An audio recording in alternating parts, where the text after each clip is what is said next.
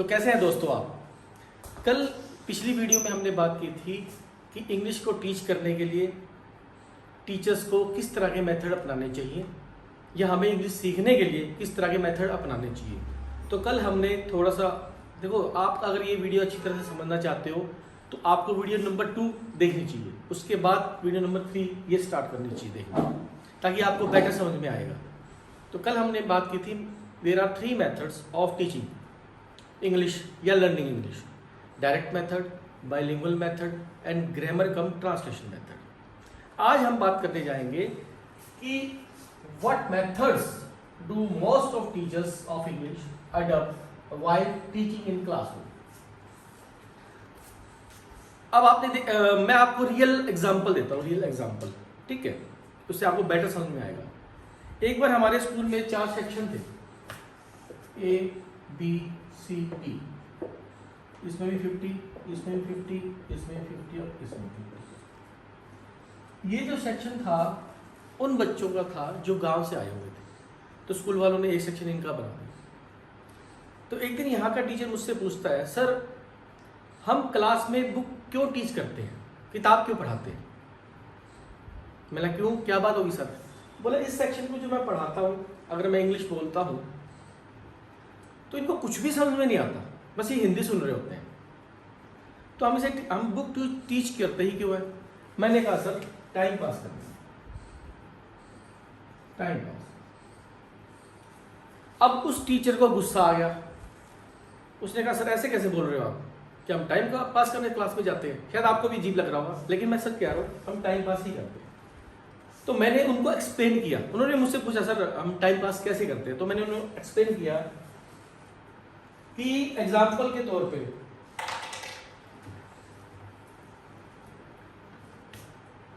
10 months का एक session होता है स्कूल में, कि पूरा साल 10 महीने क्लासेस लगती है, ठीक है। उसमें से क्या होता है 1 to 7 मंथ्स बुक्स चलती है। बुक्स कैसे चलती है? टीचर क्लास में आता है, बुक को ओपन करता है, इतनी सी इंग्लिश पढ़ता है और हिंदी बताता है, फिर एक पैरा की इंग्लिश पढ़ेगा, फिर हिंदी बताएगा, ठीक है। और वो चैप्टर 1 या 2 दिन में इस तरह से खत्म होता है। ये स्टाइल है जो टीचर अडॉप्ट करता है टीच करने का।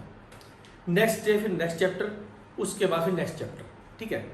और इसमें सच्चाई है कि 98% बच्चे हिंदी सुन रहे होते हैं। देखो आप लोग क्या करते हैं, जब टीचर इंग्लिश पढ़ रहा है हम ध्यान नहीं देते, जैसे वो हिंदी में एक्सप्लेन करता है हमारे कान खड़े हो जाते हैं, हम सुनते हैं। तो बच्चे क्या करते हैं, हिंदी सुन रहे होते हैं, ठीक है, और बच्चों को ये भी लगता है कि हमारा सिलेबस हो रहा है, ठीक है। 7 महीने के बाद 1 या 2 बुक्स हो है वो मोस्ट ऑफ कंप्लीट हो जाती है, ठीक है। बच्चे सोचते हैं लो जी हमारा सिलेबस हो गया। अब क्या होता है, लास्ट के 3 मंथ्स 8 to 10 यहाँ पे टीचर कहता है लर्न करो, क्रैम करो या रट्टा लो। हालांकि लर्न का मतलब सीखना होता है, लेकिन यहाँ पे क्रैमिंग है। तो लास्ट के 3 महीने के आपको क्वेश्चन आंसर देते हैं टीचर, आपसे लिखवा के देखते हैं, आप ऐसे लर्न भी करते हो, और फिर नेक्स्ट डे क्लास में आते हो, कई बार आपके क्वेश्चन गलत भी हो जाते हैं, आप भूल भी जाते हो। तो 3 महीने यही चलता है, ठीक है। यहाँ पर सबसे ज़्यादा दिक्कत आपको आती है कि मानसिक प्रेशर भी बहुत होता है, टीचर की तरफ से, स्कूल की तरफ से, पेरेंट्स की तरफ से, ठीक है। तो ये सिस्टम है मोस्ट ऑफ टीचर अडॉप्ट करते हैं कि कैसे क्लास में वो टीच करते हैं इंग्लिश, ठीक है। तो उस सर ने कहा हाँ जी ठीक है मैं मान गया। अब मैंने उनसे एक सवाल और पूछा, सर 1st to 7 मंथ में हर बच्चे को पता चल जाता है कि किस स्टोरी में क्या क्या है? बोला हाँ। मैं अगर बच्चे ने मिस कर दिया 2-3 दिन वो स्कूल नहीं आया तो उसे उस स्टोरी के बारे में नहीं पता चलता? बोले हाँ। तो अब हम क्या करते हैं, जब हम ये बात कर रहे थे तो अप्रैल का 1st वीक था वो, तो मैंने उनको कहा हम एक काम करते हैं सर, इन्हीं बच्चों को उनकी गाइड दे देते हैं। गाइड में आपके मोस्ट ऑफ सारे चैप्टर्स की, सारे क्वेश्चन आंसर की हिंदी होती है। तो इन बच्चों को हम ये कहते हैं कि आप सभी चैप्टर्स की, सभी क्वेश्चंस की हिंदी पढ़ाओ। तो सर आप बताओ ये कितने दिन में पढ़ लेंगे? सर ने कहा 7 डेज में, मैक्सिमम 7 डेज में कर ही लेंगे। मैंने कहा ठीक है सर। 7 डेज के बाद बच्चों को पता चल जाएगा किस स्टोरी में क्या क्या है, किस क्वेश्चन में क्या क्या है। बोला हाँ जी सर पता चल जाएगा, ठीक है। तो मैंने कहा सर जो काम 7 दिनों में हो सकता है वो हम 7 मंथ क्यों लगा रहे हैं? जमाना तो सर 5G का है, 1G या 2G का तो नहीं है। सर ने कहा बात ठीक है। अब सर का सवाल मेन था, वो सुनिए। सर ने क्या कहा, चलो ठीक है फिर हम एक काम और करते हैं, मैं अभी जाता हूं नेक्स्ट क्लास में और बच्चों को कहता हूं कि सारी हिंदी पढ़ाओ गाइड में से। मैंने कहा सर आप ये भी नहीं कर सकते। सर ने बोला क्यों? मैं यहां तो लास्ट के 3 मंथ्स बच्चे आसानी से कैसे मर्जी काट लेंगे, कोई बात नहीं, टीचर डांट रहा है, पेरेंट्स कह रहे हैं, कोई बात नहीं, काट ले, 3 मंथ से एग्जाम आने वाला। लेकिन यहां पर बच्चों को पता चल गया कि पहले 7 डेज में ही हमारा सिलेबस हो चुका है, तो अगले तो फिर तो 9 महीने लगभग 22 दिन हमें लर्न करना पड़ेगा। बच्चा स्कूल छोड़ के भाग जाए। तो ये सर बोले कमाल है, बात तो सही है। फिर उसके बाद मेरे माइंड में एक बात क्लिक करी, मैंने सोचा कि क्यों ना ये एक्सपेरिमेंट जो मैं बात कह रहा हूं, ये मैं आपको रियल स्टोरी बता रहा हूं, बिल्कुल रियल स्टोरी, कि इस क्लास के साथ की जाए। अब मैंने ये क्लास चुनी क्यों? एक्चुअली मैं इस पे बॉयज वगैरह ज्यादा थे, 50-50 बॉयज थे, बड़ा मुश्किल था क्लास करना टैकल। इसमें गर्ल्स एंड बॉय दोनों थे, तो सुन लेते थे कॉमर्स के बच्चे। तो ये सारी बातें मैंने इन बच्चों को बताई। तो बच्चे बोले फिर कैसे करें सर, ये तो नई चीज़ है हमारे लिए। मैंने कहा एक काम करो, आप हिंदी पढ़ के आओ, डेली हम डिस्कस करेंगे कि स्टोरी में क्या क्या है। बच्चे ने कहा ठीक है सर हम कराएंगे। तो हम डेली वो, अब हिंदी में करके आना था तो कोई इजी मुश्किल नहीं था बच्चों के लिए। डेली वो आते थे, मैं पूछता था हाँ जी स्टोरी में क्या है, सभी बच्चों को पूछता, सभी बच्चों को याद होगा अच्छी तरह से 7 डेज में सभी स्टोरीज। अब क्या करें? मैंने कहा आप इंग्लिश सीखो। तो मैंने ट्रांसलेशन मेथड अप्लाई किया, मेथड इन बच्चों के लिए। अगले 6 महीने तक, 6 मंथ्स तक मैंने उसको इंग्लिश सिखाई। अब 4 महीने रह गए थे। बोले सर आप क्या करें, मैं आप सिलेबस करो। तो ट्रांसलेशन मेथड की सहायता से मैंने उन्हें सिलेबस भी करवाया क्लास में। हाँ तब तक बच्चों ने मेरा पूरा साथ दिया। प्रिंसिपल या कोई और कुछ है टीचर, सिलेबस हो रहा है तो कहते हाँ हो रहा है सर, ठीक है। 6 मंथ्स तक मैंने उनको इंग्लिश सिखाई। अब सिलेबस कीजिए। और लास्ट के मैंने 4 मंथ उनको सिलेबस करवाया, ट्रांसलेशन करवाई। अब यहां तक जिस बच्चे को हिंदी से इंग्लिश बनाना आ गई, इंग्लिश से हिंदी बनाना आ गई, अब बताओ उनके लिए क्वेश्चन अगर हिंदी में पढ़ लेते हैं, इंग्लिश बनाना क्या मुश्किल बात है। उसके बाद रिजल्ट आता है। तो इन टोटल 200 बच्चों में से 150 कंपार्टमेंट इंग्लिश में फेल, लेकिन ये 50 के 50 बच्चे पास। अब इसमें एक फायदा और हुआ इन बच्चों का, ये बच्चे कभी भी मेरे पास ट्यूशन पढ़ने नहीं आए। क्योंकि मैं कई टीचर्स को ये बोलता हूँ कि जिस क्लास में आप टीच करते हैं, क्या उस क्लास के बच्चों को ट्यूशन पढ़ाते हैं? बोला हाँ मैं हम पढ़ाते हैं, दोस्तों आपने देखा हो पढ़ाते हैं। तो क्यों पढ़ाते हैं सर? जब उनसे ये सवाल किया जाता है कि आप ट्यूशन पे कितने दिन में काम करवा देते हो, आप बच्चे सिलेबस करा देते हो, तो मोस्ट लोग कहते हैं सर हम 3 मंथ्स में करवा देते हैं। ठीक है आप 3 मंथ्स में करवा देते हो। तो मेरा सवाल क्या होता है, सर 3 मंथ्स में आप ऐसा क्या करवाते हैं जो 10th मंथ क्लास में नहीं करवा सकते? इसका मतलब हम बच्चों को लूट रहे हैं। वो एक ही चीज की 2 जगह पे कर रहा है। ये सारे पेरेंट्स ध्यान से सुनिए, हम लोग एक ही चीज की 2 जगह पे कर रहे हैं। एक इंग्लिश के लिए स्कूल में पे कर रहे हैं, उसी इंग्लिश के लिए उस टीचर को पे कर रहे हैं। तो यानी कि हम 2 बार लूट रहे हैं। और दूसरी बात फायदा नहीं हो रहा। नेक्स्ट क्वेश्चन मेरा इस तरह के टीचर से एक और होता है कि आप उस स्कूल में कितने दिनों तक पढ़ा रहे हो। मान लो किसी टीचर ने कह दिया कि सर 3 इयर्स हो उस स्कूल में पढ़ाते हो, यानी कि जो बच्चा पहले 6 में था अब 9th में है। हाँ जी, यानी आप उसको 3 साल से इंग्लिश टीच कर रहे हैं, 3 साल से। उसको तो फिर भी इंग्लिश नहीं आई। तो इसका मतलब गलती कहाँ पे है, आप डिसाइड करना। तो अब टीचर क्या करते हैं, टीचर भी जो मोस्ट ऑफ टीचर्स हैं जो मैंने देखा है, मैंने यह मोस्ट ऑफ इसलिए लिखा हो सकता कोई ऐसा टीचर हो मेरे जैसा, पढ़ा रहा हूं अलग बात है। टीचर अडेप्ट क्या करते हैं, बुक रीडिंग का बुक रीड करवाते हैं बस। 6th में, 7th में, 8th में, 9th में, 10th में, सभी में, इवन देन कॉलेज में, हमारे यहाँ कॉलेज साहब में, नाम नहीं लूंगा मैं, वहां भी यही चीज होती है। और बच्चे आज तक ये नहीं समझ में हम इंग्लिश क्यों नहीं सीख पाए। अब आपको मैं रियल मेथड बताता हूं जो आपको कोई नहीं बताएगा।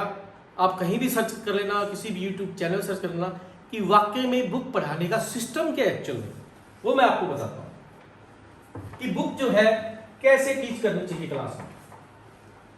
और ये मेरा मेथड नहीं है, ये बुक्स पे लिखा हुआ है, जो राइटर्स है वो बताते हैं, जो एजुकेशनिस्ट है वो बताते हैं how to teach book in the class. अब उसके लिए एक चीज पहले सीखिए, लैंग्वेज। लैंग्वेज यानी कि भाषा, कोई भी हो सकती है, हिंदी, पंजाबी, तेलुगु, तमिल, कन्नड़, मलयालम, जर्मन, फ्रेंच, कोई भी हो सकती है। एक भाषा को सीखने के लिए, आने के लिए हमें उसकी 4 चीजें या सिद्धांत या प्रिंसिपल पता होने चाहिए। नंबर 1 लिसनिंग, यानी कि उस भाषा को सुनना। देन रीडिंग, पढ़ना। देन राइटिंग, लिखना। और देन स्पीकिंग। स्पोकन सेंटर होता है ना आपके शहर में, इसके बारे में हम नेक्स्ट वीडियो में बात करेंगे, ठीक है। सुनो, किसी भी लैंग्वेज को आने के लिए आपको उसको सुनना आना चाहिए, पढ़ना आना चाहिए, लिखना आना चाहिए। ओहो सॉरी, थोड़ी सी मिस्टेक हुई यहाँ पे, सॉरी बोलना। जैसे जिन बच्चों ने मेरी ये मिस्टेक पकड़ी है वो अच्छी चीज है, ठीक है। तो आपको एक भाषा को सीखने के लिए उसको सुनना आना चाहिए, पढ़ना आना चाहिए, लिखना आना चाहिए और बोलना आना चाहिए, ठीक है। अगर आपको, जैसे आप कहते हो आपको हिंदी आती है, इसका मतलब आपको हिंदी सुनना आता है, पढ़ना आता है, लिखना आता है और बोलना आता है, आपको हिंदी आती है। आपको शायद पंजाबी में सुनना आता हो या बोलना आता हो, लेकिन लिखना और पढ़ना नहीं आता, तो आप नहीं कह सकते आपको पंजाबी लैंग्वेज आती है। तो यहां से ये बात प्रूव होती है कि किसी लैंग्वेज को जानने के लिए 4 चीजें आनी चाहिए। और आपका आईएलटीएस का टेस्ट, पीटी का टेस्ट इसी बेस पे होता है। अंग्रेजों को भी पता है कि भाषा के बारे में किसी में कितना कोई चीज़ आती है, तो इन 4 का एग्जाम लिया जाता है, आईएलटीएस में और टॉफल में भी और पीटी में, ठीक है। अब सवाल ये था तो बुक क्लास में कैसे पढ़ाई जानी चाहिए, तो उसका एक मेथड है। टीचर क्लास में आएगा और स्टोरी के बारे में आपको जरा सा बता देगा, what is the story about. अब बच्चे घर जाएंगे, चैप्टर को रीड करेंगे, इससे उनकी रीडिंग पावर डेवलप होगी। उसके बाद पीछे जो क्वेश्चन आंसर होते हैं ना, उसको अपनी लैंग्वेज में लिखेंगे, इससे उनकी राइटिंग पावर डेवलप होती है। फिर नेक्स्ट डे क्लास में आएंगे, अब सभी बच्चों ने क्वेश्चन प्रिपेयर कर रखे, सभी के आंसर भी अलग अलग है, ठीक है, या मिलते जुलते हैं। तो जैसे क्वेश्चन है, why did he kill snake, उसने सांप को क्यों मारा। Now teacher will ask student A, okay what you have made the answer. He will tell sir I have made this answer. आपने क्या आंसर बनाया, होता है सर मैंने ये आंसर बनाया, ओके सिट डाउन। फिर next student, okay what you have made the answer. So वो स्टूडेंट कहे sir I have made this answer. So there will be discussion, what will be the appropriate answer, उचित answer क्या होगा। इस discussion में उनकी listening power and speaking power develop होगी। तो ये है बुक रीड का तरीका, रीडिंग का तरीका, जो बच्चों के लिए बुक बनी है, ना कि टीचर के लिए बना है। लेकिन आज तक आपको ये सिस्टम किसी ने बताया ही नहीं, किसी ने नहीं बताया। आप सोच रहे हो कि स्कूल में जाते हैं जो सिस्टम अपना रहे, लेकिन आपने कभी ये नहीं सोचा जो मेथड आप अपना रहे हो क्या वो मेथड कामयाब है। आपको ये भी पता है उस मेथड से आपको इंग्लिश नहीं आ रही। तो कल जो हमने 3 मेथड की बात की, अब मैं आपको मेन चीज़ और बताता हूँ। कल हमने 3 मेथड की बात की, direct method, bilingual method, grammar translation method.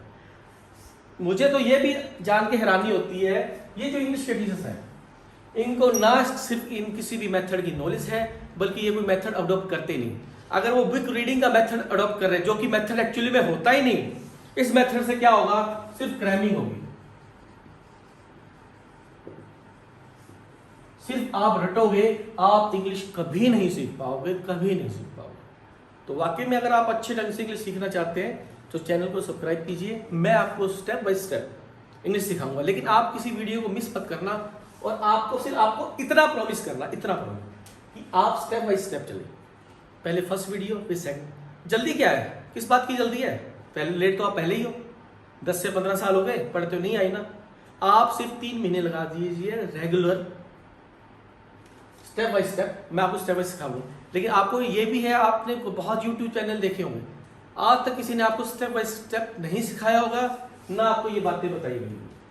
बल्कि आप अपने इंग्लिश के टीचर से पूछो, सर कौन सा मेथड यूज कर रहे हो आप?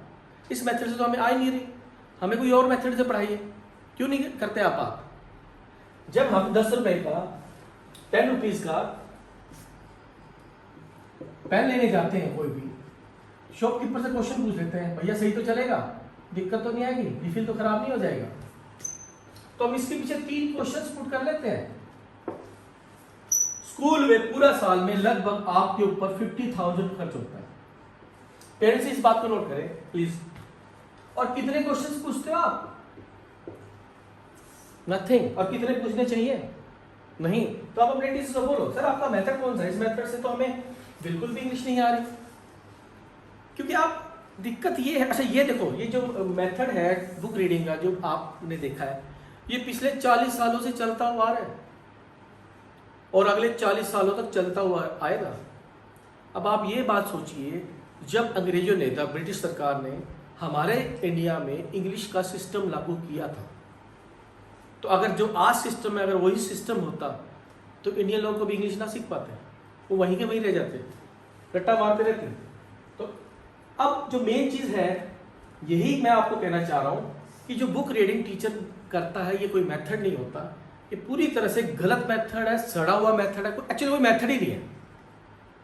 दिक्कत ये है कि जैसे आज आप स्टूडेंट्स हो, कल को आपने एमए इंग्लिश भी कर ली, आप कैसे पढ़ाओगे क्लास में? जैसे आपके टीचर आज पढ़ा रहे, तो ऐसे ही चलता रहेगा। ना आप कभी सीख पाए और ना कभी आपके स्टूडेंट सीख पाएंगे। उसके बाद जब आपका स्टूडेंट पूछ ले, सर इंग्लिश कैसे सीखे, क्या जवाब होगा आपके पास? झूठ बोलते हैं। न्यूज़पेपर पढ़ते रहो, आ जाएगी। कमेंट्री सुनते रहो, आ जाएगी। नहीं आती भैया। तो इस बात का ध्यान रखिए। And thank you very much, आपने लास्ट तक का वीडियो देखा ये। और आप प्लीज़ आप इस चैनल को सब्सक्राइब कीजिए। अगर आपको मेरी बातें ठीक लगती है, अच्छी लगती है, तो प्लीज़ शेयर कीजिए। Thank you very much.